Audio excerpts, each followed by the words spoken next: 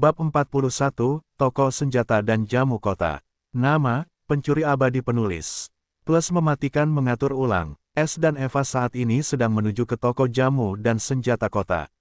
Setelah beberapa kali berbelok, mereka akhirnya melihat sebuah bangunan besar setinggi 10 lantai. Ada papan nama besar di depan toko itu yang bertuliskan, Toko Jamu dan Senjata Kota. Itu adalah toko yang secara langsung dikendalikan oleh keluarga penguasa kota, keluarga Kasen. Sebelum memasuki toko, S melihat kereta mewah yang familiar terparkir di luar toko. Itu adalah kereta yang sama yang dilihatnya di luar kota kemarin, dan berkat kereta ini, dia dan Eva dapat masuk ke dalam kota tanpa diketahui. Eva juga mengenali kereta itu saat melihatnya, haruskah kita pergi dan kembali lain waktu? Tanyanya dengan suara pelan, dia tidak ingin mendapat masalah dengan orang seperti ini. S juga melihat dari jauh bahwa toko itu hampir kosong dan hanya ada beberapa penjaga dan pelayan yang hadir. Apakah ini karena pemilik kereta itu?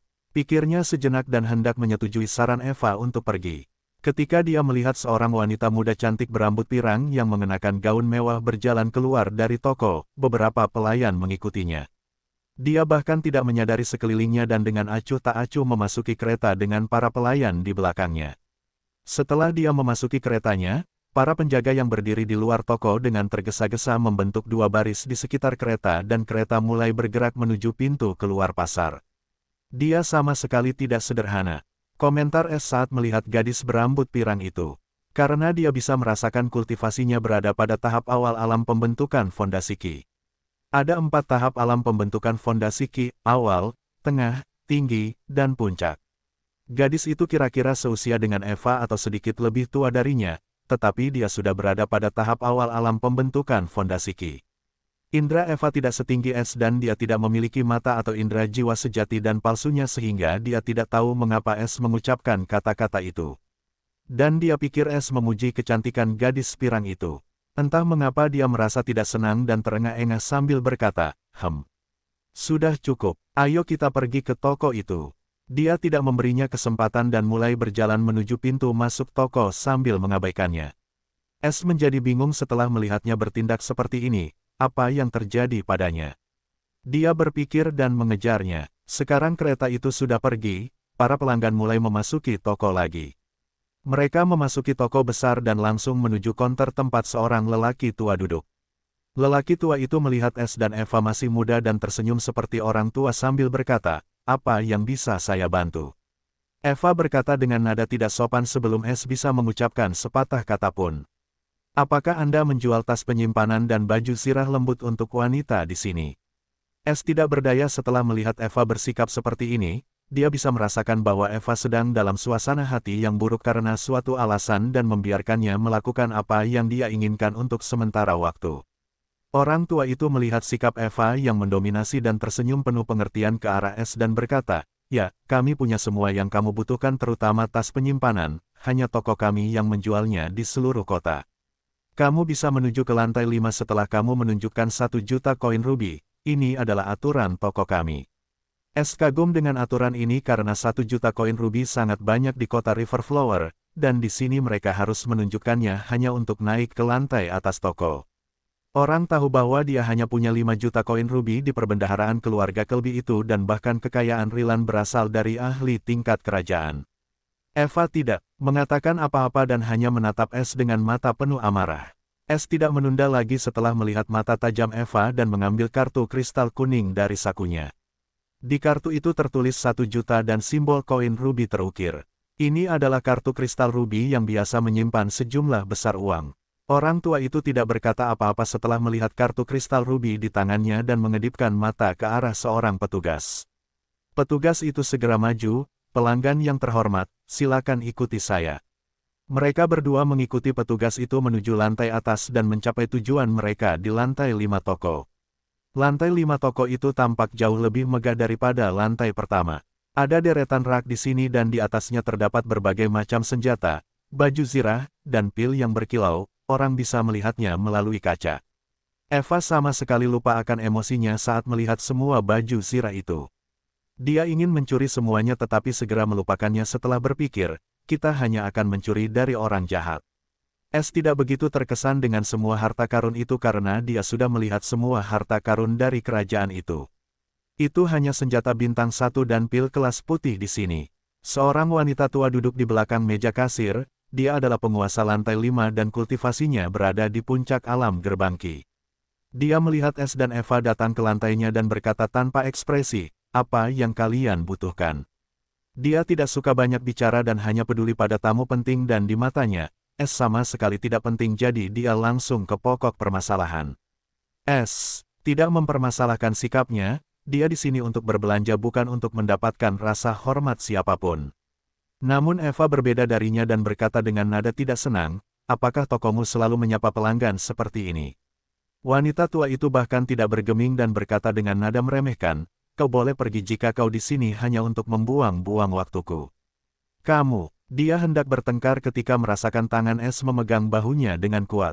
Dia tidak ingin membuat keributan dan berkata sambil tersenyum, "Kami ingin membeli 2 tas penyimpanan dan armor bintang 1 untuk adikku." Wanita tua itu tidak memperhatikan Eva lagi dan berkata dengan nada memerintah, "Ambilkan tas penyimpanan yang dia inginkan." Gadis yang membeli S dan Eva di sini, buru-buru pergi setelah menerima pesanannya.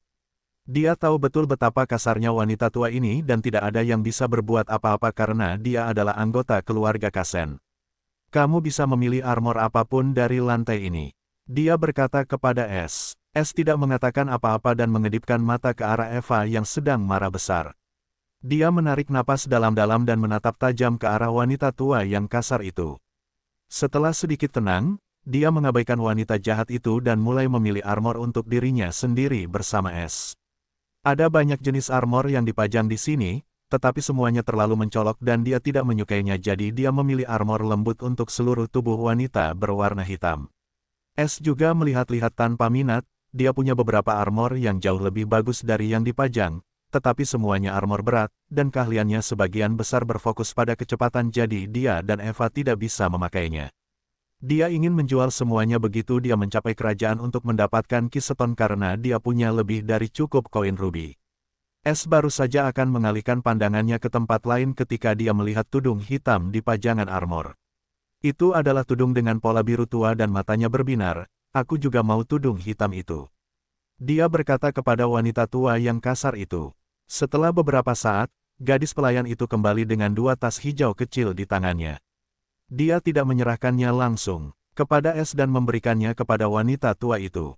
Dia juga mengambil armor lembut hitam dan tudung itu dari pajangan dan menaruhnya di meja di depan wanita tua itu. "Ada lagi?" Dia bertanya kepada S dengan suara tanpa emosi. "Tidak," jawab Eva sebelum S bisa dengan cara yang menyebalkan. 2 tas penyimpanan, dan 2 armor lembut bintang 1. 1 juta koin ruby. Dia langsung memberi tahu mereka harga kolektif.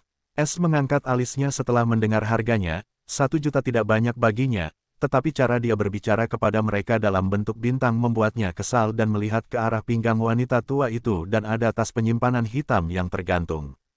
Dia mendapat ide bagus untuk memberinya pelajaran yang tidak bisa dimaafkan.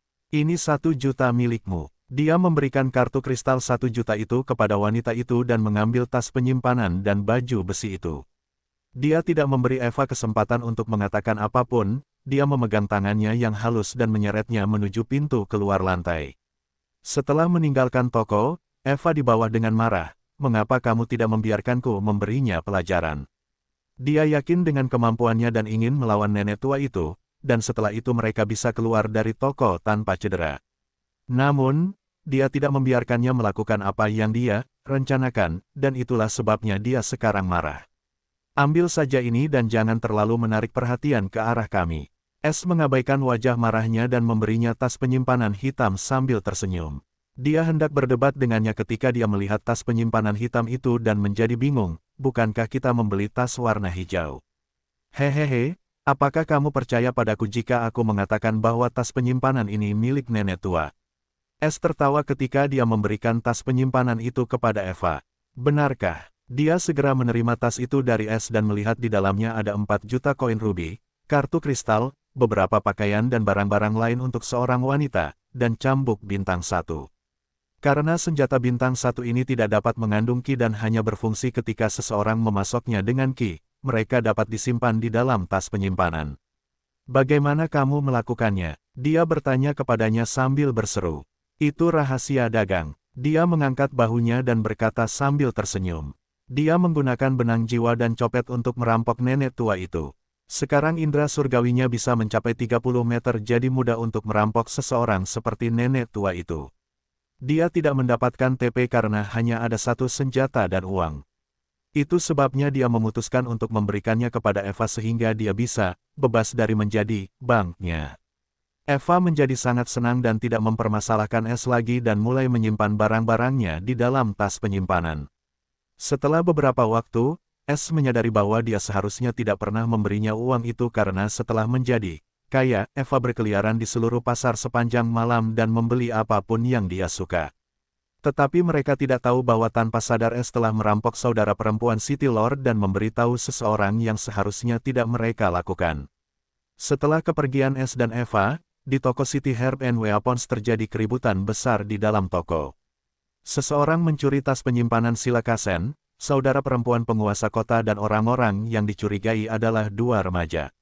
Dia membuat keributan besar tentang ini karena dia mengatakan bahwa di tas penyimpanannya ada jutaan koin ruby dan senjata bintang 1 puncak yang sangat dia hargai.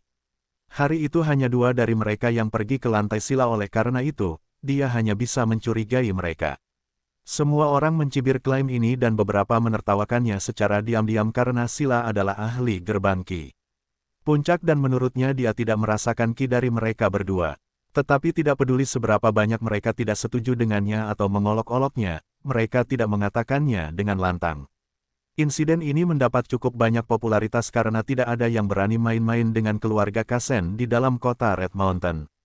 Sila adalah orang yang cukup sombong dan tidak pernah menderita kerugian seperti ini di wilayahnya sendiri, dan hal yang paling memalukan adalah tentang ini adalah dia menderita di tangan beberapa anak nakal.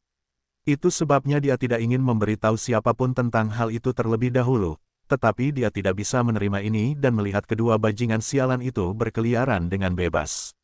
Dia tahu semua orang menertawakannya secara diam-diam tetapi dia tidak bisa berbuat apa-apa kepada mereka, itu semua salahnya. Itu sebabnya dia bahkan menggunakan kekuatan saudaranya dalam kemarahannya dan membuat poster pencarian. Dia akan mengeluarkan surat perintah penangkapan dengan potret S dan Eva di poster. Dia bahkan tidak tahu seperti apa rupa mereka karena dia tidak terlalu memperhatikan mereka seperti semua personel tidak penting lainnya, dan kedua potret itu dibuat sesuai dengan deskripsi petugas itu. Tanda hubung tanda hubung tanda hubung tanda hubung tanda hubung tanda hubung. Insiden ini tidak hanya menarik perhatian dari orang-orang biasa tetapi juga menarik perhatian seorang ahli tingkat bangunan Yayasan Ki. Itu bukan penguasa kota karena dia sedang menjalankan tugas ahli ini. Ahli Ki Foundation lainnya itu tidak lain adalah gadis pirang cantik yang dilihat S pagi ini. Saat ini berada di courtyard mewah di dalam wilayah keluarga Kasen. Seorang gadis berambut pirang memegang lembaran kertas di tangannya yang putih seperti giok. Di tangan kirinya ada potret S dan Eva, yang merupakan poster pencarian yang akan segera dikeluarkan oleh rumah besar City Lord. Namun di tangannya yang lain ada juga poster pencarian lain, di sana juga ada S tetapi wajah Eva tidak ada di sana karena ada potret Black Fox Muscle di poster pencarian ini. Mata gadis pirang itu berbinar seperti bintang ketika dia melihat wajah S cocok dengan potret lainnya. Apakah kamu yakin anak laki-laki ini muncul tepat setelah kita meninggalkan toko itu? Tanya gadis itu kepada seorang pelayan yang saat ini sedang berlutut di sana. Ya, Putri Dulce, menurut informasi yang diberikan oleh keluarga Kasen waktunya sama. Jawab pembantu itu dengan sopan. Hehe, aku tidak percaya bahwa hantu 1000 tangan, yang terkenal dari kota River Flower ada di sini dan dia begitu sombong sehingga dia bahkan tidak mengubah penampilannya. Dia bahkan merampok saudara perempuan dari City Lord Quentin di toko mereka sendiri di siang bolong. Dan disinilah aku mencarinya di kota kecil yang tandus itu. Dulce tertawa gembira, tetapi tawanya sangat menyeramkan dan sekarang wajah cantiknya tidak terlihat cantik sama sekali. Bahkan pembantu itu mulai gemetar melihat senyum jahat Dulce. Bawa budak-budak itu ke sini, dan perintahkan tas tua itu untuk tidak memasang poster pencarian ini tanpa izinku. Sekarang kita tidak ingin mangsa kita menjadi waspada, bukan? Dia memerintahkan pembantunya sambil terkikik. Pembantu itu tidak berani menunda bahkan sedetik pun dan segera berlari untuk menyelesaikan perintahnya. Aku benar-benar ingin melihat bagaimana reaksimu setelah melihat hadiah besar yang aku persiapkan untukmu, hantu 1000 tangan. Ini akan memberimu pelajaran untuk tidak bersikap terlalu sombong di masa depan. Hehehe, sepertinya kau tidak akan hidup untuk melihat masa depan. Tawa gelap seorang penyihir terdengar dari halaman keluarga Kasen malam itu. Tanda hubung tanda hubung tanda hubung tanda hubung tanda hubung tanda hubung tanda hubung tanda hubung. S dan Eva sama-sama tidak menyadari bahwa identitas mereka telah diketahui oleh Dulce. Bukan salah mereka untuk bersikap riang karena dalam pikiran mereka hanya merampok seorang pekerja toko dan itu bukan masalah besar. Bahkan jika keadaan memburuk, mereka selalu dapat melarikan diri menggunakan keterampilan mereka yang tidak wajar.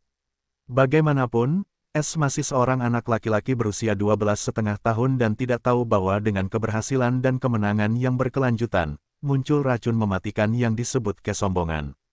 Seseorang harus sangat berhati-hati agar tidak dibutakan olehnya atau racun itu bahkan dapat membutakan ular yang mematikan.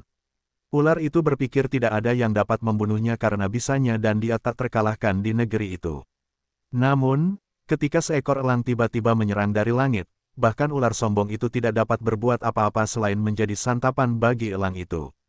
S berpikir tidak seorang pun akan datang ke sini dari kota Riverflower secepat ini dan saat berita tentangnya mencapai kota Red Mountain, dia akan lama pergi. Namun, sebuah variabel terjadi secara berbeda dari prediksinya.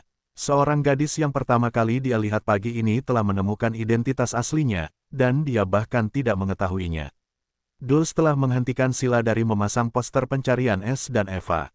Sekarang hanya berita yang tersebar di seluruh kota, dan tidak seorang pun tahu seperti apa rupa kedua remaja itu. Bahkan jika S mengetahui hal ini, dia tidak akan waspada hanya dengan berita. Sekarang musuh berada dalam kegelapan dan dia berada dalam cahaya. Tanda hubung tanda hubung tanda hubung tanda hubung tanda hubung. Setelah S kembali ke penginapan, waktu makan malam telah tiba. Awan hitam mulai terbentuk di langit dan angin menderu kencang di luar. Sepertinya malam ini akan terjadi badai. Ucap S saat makan malam bersama Eva. Petik 2. Ya, ibuku dulu pernah berkata bahwa setiap kali badai datang, sesuatu yang buruk akan terjadi di suatu tempat, kata Eva dengan cemberut. Dia juga melihat keluar jendela ke arah langit yang gelap. Ada juga kesedihan yang mendalam di matanya saat dia menyebut mendiang ibunya. Yah, pasti akan buruk bagi semua toko itu jika kamu mengosongkan toko hari ini.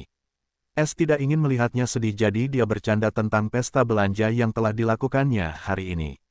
Bahkan dia takut pergi bersamanya sekarang. Itu salah mereka karena hanya menjual sedikit barang. Yah, aku masih ingin membeli beberapa barang tetapi 2 tas penyimpananku sudah penuh. Eva mendesah dengan penuh penyesalan.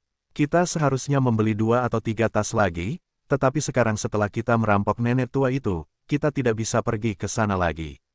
Tapi dia pasti akan tergila-gila dengan tas penyimpanannya sekarang, kan?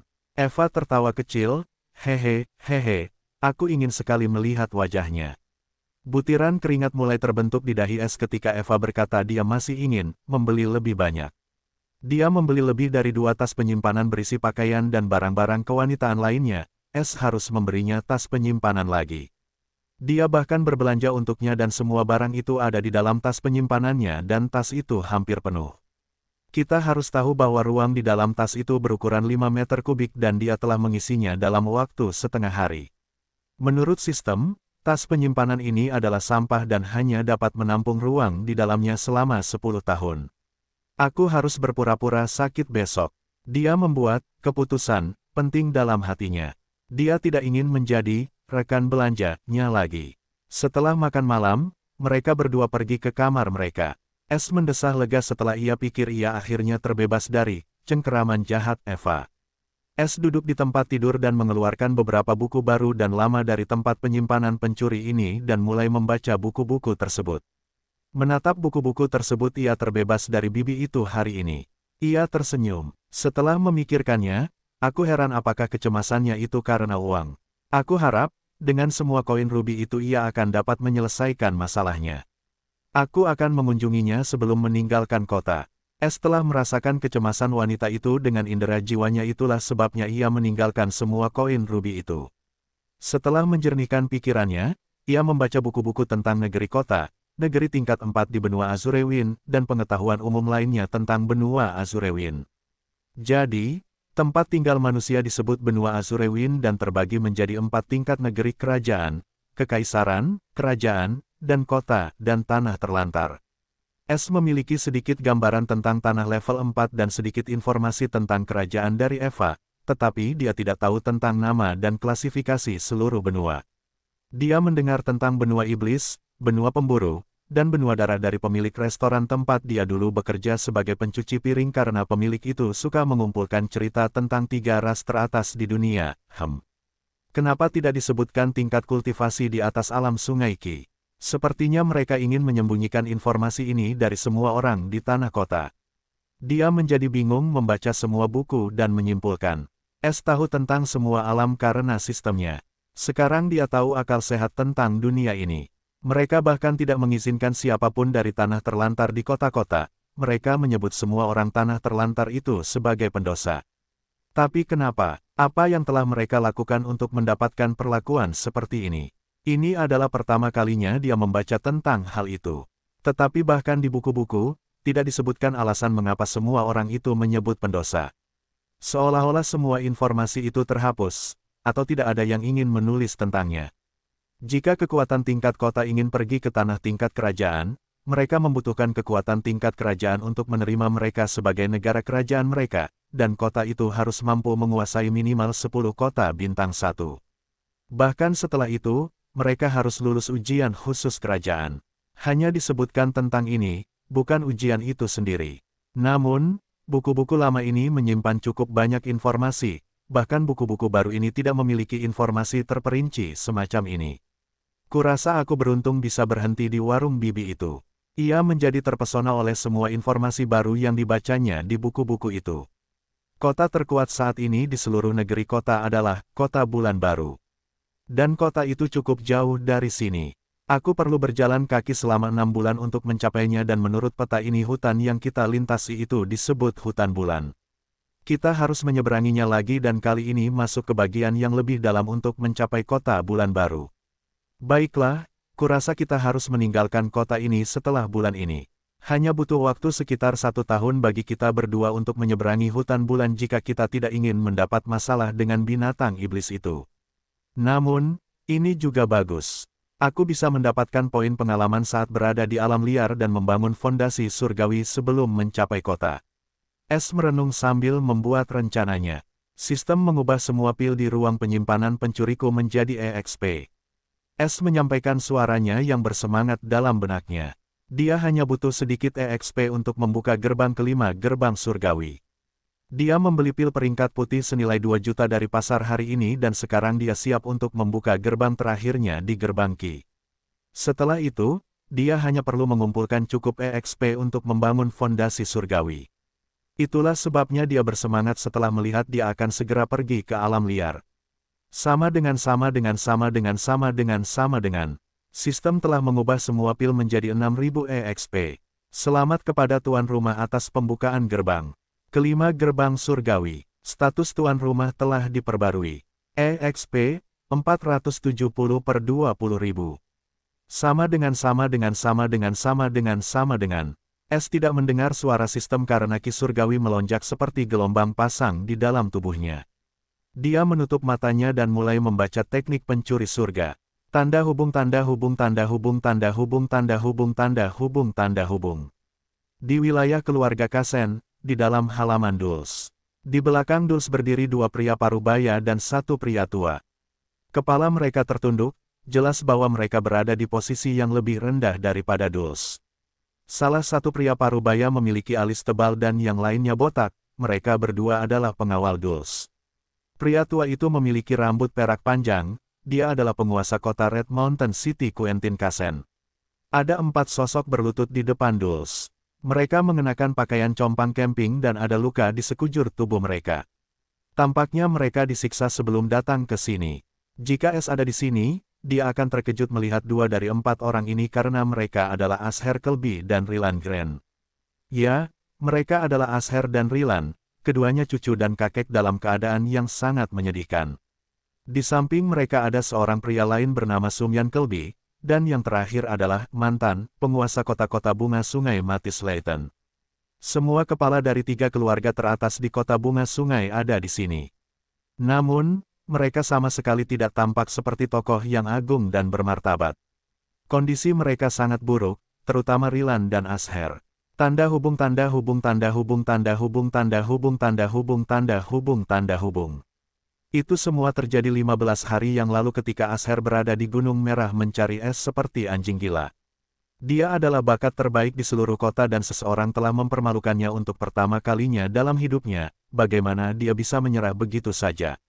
Bahkan jika ini adalah kota bintang 1, dia tidak memandang siapapun, terutama seseorang yang masih muda. Sama seperti hari lainnya, Asher memulai pencariannya untuk es dan secara kebetulan dia bertemu dengan Dulce hari itu. Dulce hanya berjalan-jalan di sekitar kota tanpa kereta kudanya. Awalnya, dia sangat bersyukur, dan ketika Asher melihat penampilannya, dia langsung tertarik oleh kecantikannya. Dia tidak pernah melihat orang secantik dia di seluruh kota bunga sungai. Namun jika suatu saat ia tahu bahwa rubah hitam yang selalu di sampingnya itu bagaikan peri surgawi di hadapan Dulce, ia akan langsung mengutuk Rilan, kakeknya sendiri, karena telah merusak kecantikan seperti itu. Namun, ia melihat Dulce terlebih dahulu dan kehilangan ketenangannya. Ia bahkan tidak melihat semua pengawal itu bersamanya dan langsung bertanya padanya seperti seorang pria sejati, "Nona, saya ingin tahu apakah Anda ingin makan bersama si kecil ini?" Dulce merasa sangat lucu melihat seseorang berani mendekatinya di tempat tandus ini. Ia memberi isyarat kepada pengawalnya yang hendak menyerangnya untuk berhenti dan berkata sambil tersenyum, "Tentu saja saya akan melakukannya, tetapi hanya jika Anda dapat mengalahkan salah satu pengawal pribadi saya." Asher melihat penghinaan di mata Dulce dan berpikir bahwa Dulce sedang meremehkannya. Di matanya, adalah suatu kehormatan baginya untuk membuatnya bahkan bertanya seperti seorang pria sejati jika itu adalah kotanya, dia akan langsung menerimanya sebagai pembantu penghangat tempat tidur. Dia berkata setelah menahan amarahnya, "Hahaha, aku takut aku akan membunuh nona penjaga secara tidak sengaja, lagi pula aku tidak bisa mengendalikan kekuatanku setiap kali bertarung dengan seseorang." Dulce mengangkat alisnya setelah mendengar kata-kata arogan Asher, bahkan dia tidak berani mengatakan hal seperti itu kepada orang yang tidak dikenal dengan semua penjaga di sekitarnya. Kedua pengawal gedung Yayasan Qi itu sekarang juga ingin menyiksanya melihatnya berbicara seperti ini kepada putri mereka.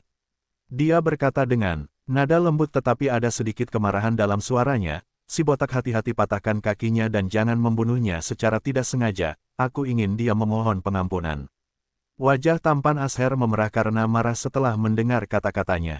Para penjaga dan pamannya yang dikirim ke sini bersamanya oleh Rilan juga ingin menyerang tetapi Asher mengangkat tangannya dan berkata dengan senyum sinis, "Hahaha, sepertinya semua orang di kota ini ingin mempermalukanku dengan satu atau lain cara."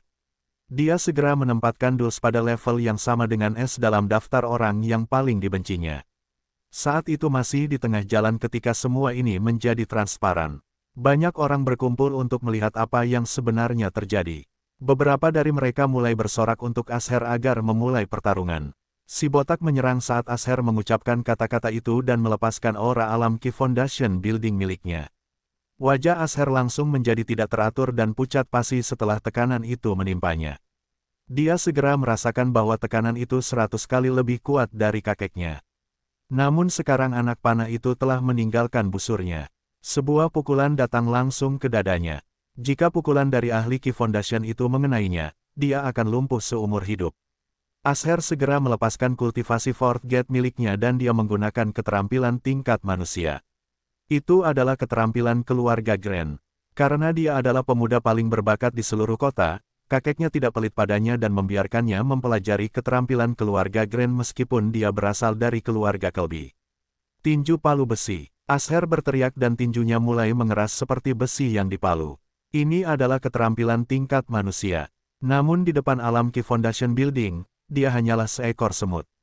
Namun, keterampilan yang digunakannya tepat waktu setidaknya menyelamatkannya dari menjadi cacat. Hanya lengannya yang patah. Si botak memiliki pandangan aneh di matanya, dan aura Dulce mulai meningkat setelah melihat keterampilan yang baru saja digunakan Asher. Asher dapat merasakan bahwa gadis yang akan diculiknya, ini bahkan lebih kuat dari si botak itu dan menjadi lebih pucat. Dia menyesal telah menjadi orang bodoh sekarang. Dia akhirnya mengerti mengapa kakeknya memperingatkannya untuk tidak memprovokasi siapapun dari kota bintang 1. Namun, dia bodoh dan kali ini menabrak tembok besi. Asher berpikir untuk memohon pengampunan ketika dia mendengar suara Dulce yang dipenuhi dengan niat membunuh. Di mana kamu belajar keterampilan ini? Dulce adalah putri keempat dari Kerajaan Palu Emas. Dia berada di tanah kota untuk mengamati ujian promosi kota bulan baru dan mengevaluasinya. Dia sibuk mengunjungi kota-kota di bawah kota bulan baru untuk memastikan apakah semua persyaratan untuk ujian promosi telah terpenuhi. Kota bulan baru berada di bawah wilayah kerajaan mereka dan jika ada kota yang ingin menjadi negara kerajaan mereka, itu harus diperiksa dengan ketat karena mereka hanya menginginkan negara-negara yang kuat. Itulah sebabnya sang putri sendiri ada di sini untuk memeriksa dan mengamati semuanya secara pribadi. Setidaknya itulah yang dipikirkan semua orang. Kota Gunung Merah adalah salah satu kota di bawah kota bulan baru dan kota terakhir yang diperiksa Dulce. Dia sengaja memilih kota ini untuk yang terakhir. Karena dia punya motif lain untuk datang ke sini. Sebelum tujuannya tercapai, masih ada beberapa hari tersisa. Jadi, dia berjalan-jalan di sekitar kota karena dia bosan. Tanpa diduga dia bertemu dengan seorang idiot, Asher, yang tidak menginginkan hidupnya. Pertama, dia ingin membunuhnya tetapi setelah melihat kesombongannya, dia mengubah rencananya dan memutuskan untuk menyiksanya. Namun, saat dia melihatnya, menggunakan skill mortal grade kerajaannya, hal itu membangkitkan niat membunuhnya. Itu hanyalah skill tingkat rendah, tetapi tetap saja itu adalah skill kerajaannya, jadi dia ingin mencari tahu di mana dia mempelajari skill itu di tempat tandus seperti ini. Jika bukan karena benda itu, dia tidak akan pernah datang sendiri dan menyaksikan skill kerajaannya. Kerumunan di sekitar mereka menjadi terlalu besar, jadi dia menahan Asher. Dia menggunakan pil peringkat hijau, Utter Truth Pill. Pil ini bahkan dapat memaksa para kultivator Key Foundation Building Realm untuk menjawab pertanyaan apapun dengan jujur, bahkan jika mereka tidak mau. Asher menceritakan semuanya tentang skill itu. Setelah mengetahui di mana pelaku sebenarnya berada, dia tidak menunda dan pergi ke kota River Flower untuk membunuh seluruh keluarga Grand atas kejahatan besar mereka. Namun, saat dia memasuki kota, dia mendengar tentang kisah hantu 1000 tangan dan bagaimana dia merampok kedua keluarga di hari yang sama. Dia menjadi terpesona dan ingin tahu tentang pencuri kecil itu. Dia segera mengetahui bahwa pencuri itu telah menghilang setelah dia merampok kedua keluarga. Mereka masih mencarinya dan seluruh kota dikunci. Asher juga bersamanya dan ketika dia melihat potret S dan Black Fox dan mendengar tentang apa yang telah mereka lakukan pada kedua keluarganya, suasana hatinya menjadi sangat buruk. Dia langsung tahu bahwa Black Fox dan S telah menipunya untuk keluar dari kota. Sekarang dia akhirnya mengerti mengapa dia tidak dapat menemukan bajingan kecil itu bahkan setelah mencari selama berhari-hari karena dia tidak ada di sana sejak awal. Aku tidak percaya mereka berdua bisa menipuku dengan mudah. Asher berpikir dengan getir dan menggertakkan giginya karena marah setelah memikirkan bagaimana orang kepercayaannya telah mengkhianatinya demi anak laki-laki yang juga menjadi penyebab bencana ini. Dulce mengabaikan Asher yang sedang marah besar. Dia segera memasuki kota bagian dalam. Dengan dua pengawalnya di sampingnya, dia adalah orang yang paling berkuasa di dalam kota ini.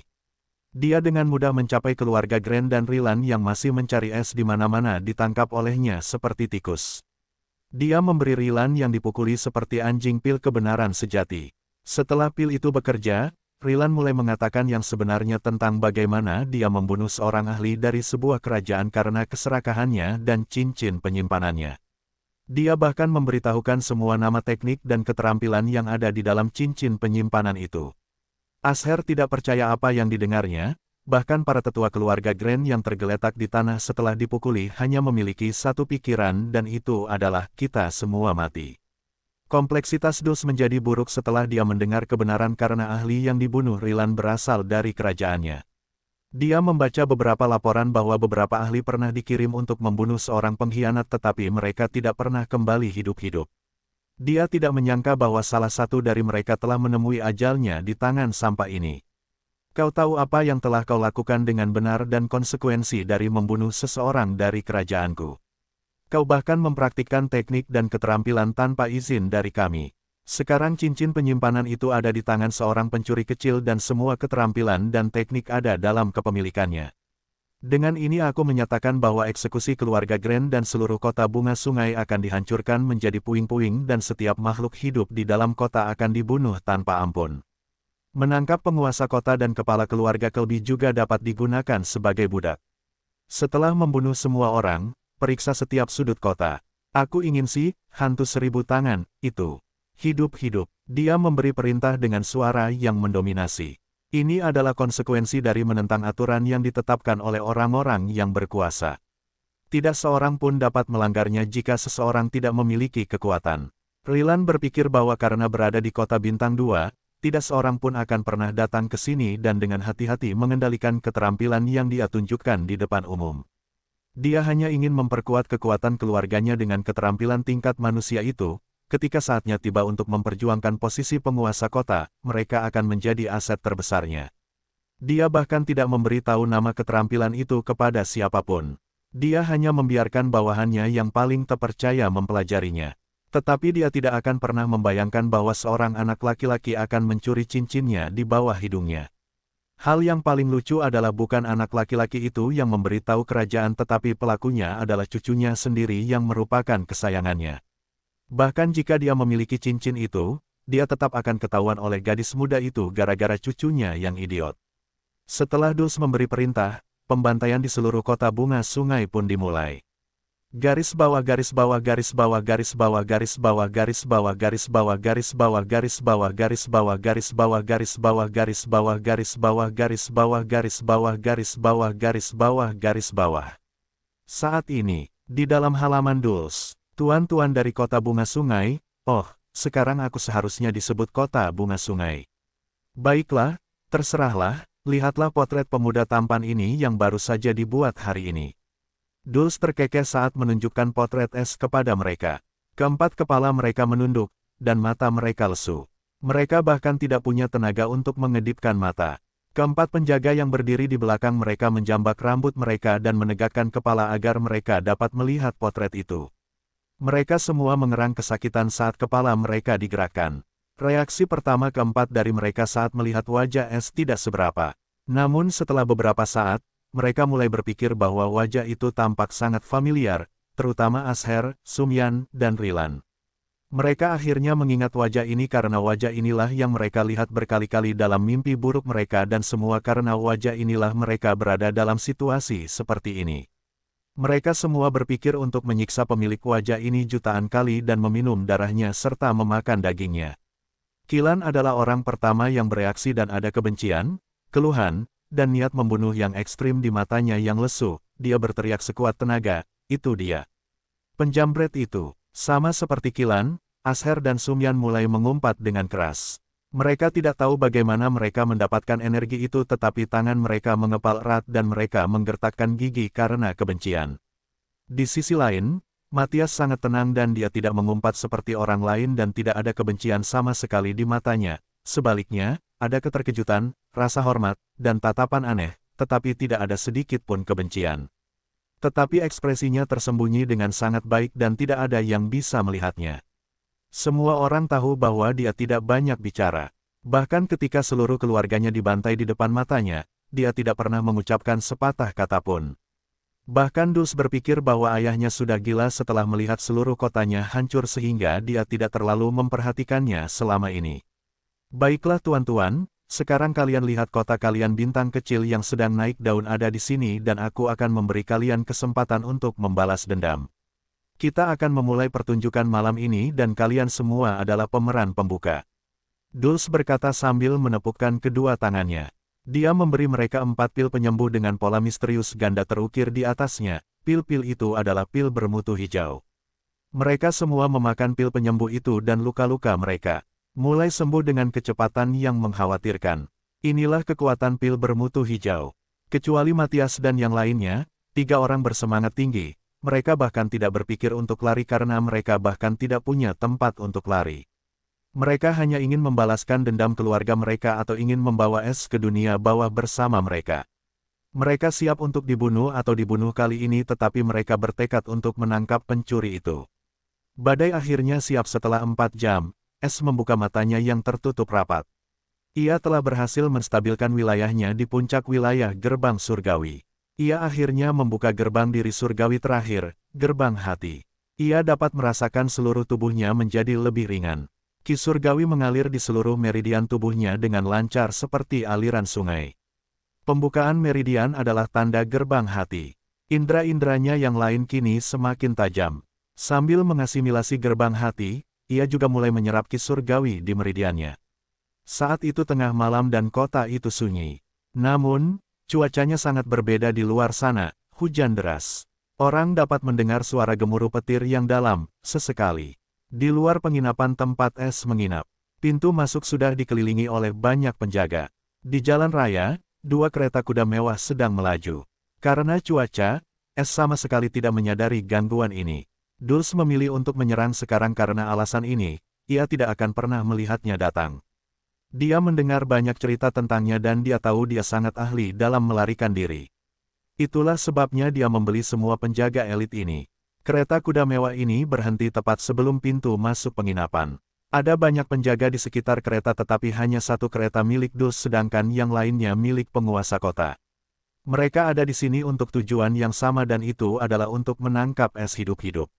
Dulce sangat tertarik dengan keahliannya seperti Asher. Es masih berlatih di kamarnya. Dia memang tidak menyadari semua keributan karena cuaca tetapi dia hanya tinggal di lantai 2 penginapan. Karena dia baru saja menerobos, dia dalam kondisi puncak, saat dia merasakan sedikit gerakan di lantai pertama dengan indera jiwanya yang tajam. Saat dia mengaktifkan indera surgawinya untuk melihat apa yang terjadi ketika dia melihat semua penjaga di luar di pintu masuk. Dia segera bangun dan bergegas menuju kamar Eva. Mereka di sini untuk kita. Es menyimpulkan setelah melihat semua penjaga itu karena ketika dia mengaktifkan indera surgawinya, dia merasakan 2 tanda tangan jiwa yang dikenalnya. Soul Signature, ini adalah keterampilan aktif bawaan seperti indera jiwa. Ia dapat merekam aura jiwa atau tanda jiwa khusus seseorang dengan indera surgawinya saat ia bertemu dengan mereka atau mereka berada dalam jangkauan indera jiwanya. Ia memperoleh kemampuan khusus ini saat ia membentuk inti angin kuning. Ia mengetahui tentang kemampuan ini pagi ini saat ia menggunakan indera surgawinya pada Sila dan mencuri tas penyimpanannya. Itulah sebabnya saat ia merasakan 2 tanda jiwa yang familiar, ia langsung tahu mereka ada di sini untuknya. Indera surgawinya terkunci di lantai pertama. Ia melihat seorang pria botak dan 4 pria berjubah hitam datang ke lantai 2 dengan kecepatan tinggi. Mereka akan tiba di sini dalam 1 atau 2 menit. Kita harus melarikan diri sebelum mereka sampai di sini. Es bahkan tidak mengetuk kamar Eva dan dengan jabat tangannya, pintu yang terkunci itu mudah didobrak. Eva sedang berkultivasi ketika ia mendengar suara bang dari kunci yang didobrak. Ia tersentak bangun karenanya dan hampir lolos dari cedera serius. Hal ini membangkitkan niat membunuhnya dan ia akan menyerang orang yang bertanggung jawab atas hal itu. Namun ketika ia melihat itu adalah Es, dan ia memiliki ekspresi serius di wajahnya, ia menelan amarahnya dan bertanya, apa yang terjadi? Tidakkah kau tahu ketika seseorang berada dalam kondisi kultivasi yang dalam, mereka tidak dapat diganggu atau konsekuensinya akan terlalu berat? Maaf, tetapi aku harus melakukan ini karena seseorang datang untuk kita dan mereka kuat, mungkin bahkan di alam Ki Foundation. Es berkata dengan serius dan dia merasa bersalah karena melakukan ini tetapi situasinya tidak menguntungkan mereka saat ini jadi dia hanya bisa meminta maaf padanya dan menebusnya nanti. Wajah Eva menjadi pucat setelah mendengarnya, dia tahu betul betapa kuatnya indera Es. Dia segera berdiri dan berkata, kita harus melarikan diri dari jendela ini. Es menganggukkan kepalanya setuju dan membuka jendela kamar Eva. Beberapa penjaga berdiri di luar tetapi jika mereka ingin pergi, para penjaga itu tidak bisa berbuat apa-apa selain melihat mereka pergi dengan selamat. Es dan Eva sekarang berada di puncak alam gerbang Ki jadi lompatan dari lantai 2 tidak lebih dari gigitan semut bagi mereka dengan tubuh mereka yang kuat. Sebelum melompat, keduanya mengaktifkan keterampilan siluman mereka. Baldi bersama keempat pria berjubah hitam lainnya mencapai lantai 2 dan langsung menuju kamar Es. Tetapi ketika mereka sampai di kamarnya, kamar itu kosong. Bajingan itu melarikan diri lagi. Kata salah satu pria berjubah hitam, itu adalah suara Rilan. Melarikan diri. Baldi mencibir dengan jijik mendengar kata-kata Rilan. Dasar petani rendahan, kau tidak tahu seberapa kuat kekuatan setingkat kerajaan. Bukankah putri sudah menemukan tempat persembunyian tikus itu dalam waktu 1 jam? Jadi, diam saja dan ikuti perintah yang diberikan putri kepadamu. Batli berkata dengan suara dingin dan mulai memeriksa kamar-kamar lainnya. Penginapan yang sunyi menjadi sangat berisik karena Dul setelah memberikan perintah kepada penjaga lainnya, balikkan seluruh penginapan ini dan tangkap pencuri kecil itu berapapun biayanya. Bahkan tuan kota bersamanya, jadi bagaimana mungkin ada orang yang berani menentang perintahnya. Ketika semua orang sedang mencari pencuri di dalam penginapan, pencurinya sudah lolos dari parameter penjaga. S dan Eva baru saja lolos sejauh 40 meter ketika mereka menabrak penghalang tak terlihat yang aneh. Saat mereka menyentuh penghalang tak terlihat itu, penghalang itu mulai bersinar seperti matahari. Langit gelap yang berhujan di sekitar penginapan berubah menjadi siang karena cahaya yang kuat itu. Wajah S berubah warna dari putih menjadi biru dan dia ingin sekali mengumpat. Dia tidak tahu apa penghalang aneh ini tetapi dia tahu bahwa dia terjebak dan dalam krisis yang dalam. Ini adalah pertama kalinya dia menghadapi situasi yang sangat buruk seperti ini. Dari bintang-bintang perjalanannya 4 bulan lalu, dia selalu berhasil dalam misinya dan lolos tanpa goresan. Dia tanpa sadar menjadi sombong dan ceroboh. Dia selalu berpikir bahwa dia bisa lolos dari apapun dengan bantuan keterampilan dan sistemnya sampai sekarang. Tidak peduli keterampilan apa yang dia gunakan, dia bahkan tidak dapat menemukan lubang di penghalang itu seperti yang selalu dia lakukan setelah menggunakan keterampilan mata benar dan salahnya. Itu karena efisiensi keterampilannya tidak cukup tinggi atau keterampilan itu sendiri tidak cukup. Kali ini S panik. Dia akhirnya merasakan keputusasaan dan tangannya mulai sedikit gemetar. Ini adalah pertama kalinya setelah menjadi seorang kultivator dia kehilangan ketenangannya seperti ini. Apakah ini akhir? Gumamnya pelan. Pikiran S kacau saat dia merasakan kelembutan hangat di tangannya yang gemetar. Dia melihat ke sampingnya, Eva memegang tangannya erat-erat dan menatap matanya sambil berkata dengan lembut, "Kita akan melarikan diri dari sini dan setelah itu, kau harus pergi berbelanja denganku, oke?" Suara lembut Eva membangunkannya dari keadaan paniknya dan dia menjadi sangat tenang. Dia tidak bisa tidak merasa beruntung memiliki seseorang seperti Eva di sampingnya dalam situasi ini. Jika ada waktu berikutnya, aku tidak akan membuat kesalahan seperti ini. Dia bersumpah dalam hatinya. Saat ini, dia tiba-tiba teringat wajah hitam. Dia teringat seorang pria bernama Cole, dan kata-katanya. "Ingatlah, nak, jangan pernah sombong tidak peduli apapun atau ketika seseorang yang lebih kuat darimu mengganggumu seperti semut, kau tidak akan pernah bisa berdiri lagi." Catatan, dia bertemu dengannya di pasar senjata wilayah luar. S menarik napas dalam-dalam dan benar-benar tenang. Akhirnya dia mengerti arti kata-kata itu. Dia hendak mencari jalan keluar ketika sebuah suara terdengar di kekosongan itu. Sekarang karena cahaya penghalang itu, semua orang bisa melihat dengan jelas. Dan S baru menyadari hujan tidak turun di area sekitar penginapan juga. Adegan yang menyentuh, aku ingin menangis. Sedikit ejekan bisa dirasakan dalam suara yang indah ini. S dan Eva berbalik dan melihat prajurit yang berani dan kuat berdiri di luar penginapan. Tentu saja, yang paling mencolok adalah 2 kereta kuda. "Siapa kau dan apa yang kau inginkan dari kami?" S bertanya sambil memindai penghalang tak terlihat itu dengan indera surgawinya. Dia ingin mengulur waktu dengan berbicara dengan gadis ini. Dia sedang memindai penghalang tak kasat mata itu ketika dia mendengar suara sistem di dalam benaknya. Host telah terperangkap di dalam penghalang formasi kelas terendah. Dengan tingkat kekuatan host saat ini, mustahil untuk menghancurkan formasi ini. Sistem menyarankan untuk menemukan sumber daya formasi atau pelat formasi yang mengendalikan formasi tersebut. Sistem telah mengurangi 20 TP sendiri karena host sedang sibuk. Poin pencuri TP 670.